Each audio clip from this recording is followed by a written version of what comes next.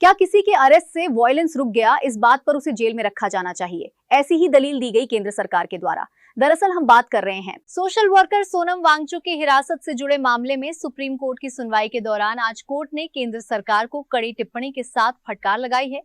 Court ने साफ कहा, आपका अनुवाद 7-8 मिनट का है, जबकि मूल भाषण सिर्फ 3 मिनट का था। हम एआई के दौर में हैं, तो अनुवाद कम से कम 98% सटीक होना चाहिए। जस्टिस अरविंद कुमार और जस्टिस पीवी वराले की बेंच ने सरकार से वांगचुक के भाषण का वास्तविक और सटीक ट्रांसक्रिप्ट पेश करने को कहा।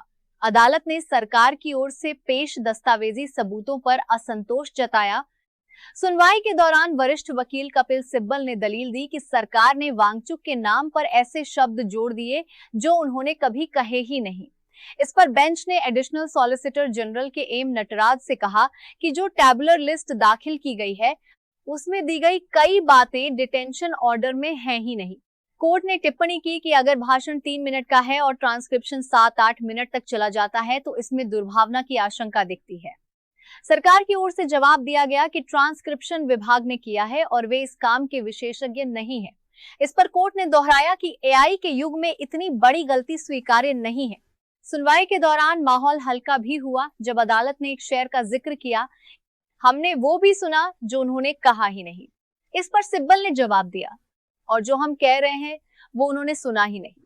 अदालत ने मुस्कुराते हुए कहा, हम सुन रहे हैं ना। सिब्बल ने जवाब दिया, इसलिए तो हम यहाँ हैं। हम आपको याद दिला दें कि ये मामला क्या है। सितंबर 2025 में लेह में लद्दाख को राज्य का दर्जा और 6ठी अनुसूची के तहत संवैधानिक संरक्षण देने की मांग को लेकर हुए प्रदर्शनों के बाद सोनम वांगचुक को राष्ट्रीय सुरक्षा कानून यानी एनएसए के तहत हिरासत में लिया गया था।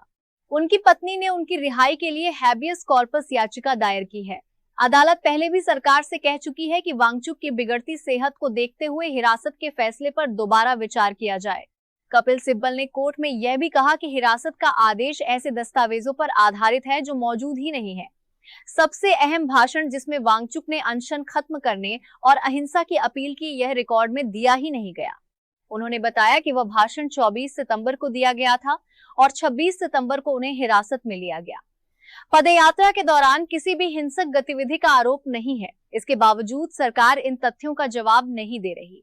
सिब्बल ने यह भी कहा कि जिन 8 वीडियो को सबूत बताया गया उनमें से 4 1 साल से भी ज्यादा पुराने हैं। हिरासत आदेश को उन्होंने कॉपी पेस्ट जैसा बताया।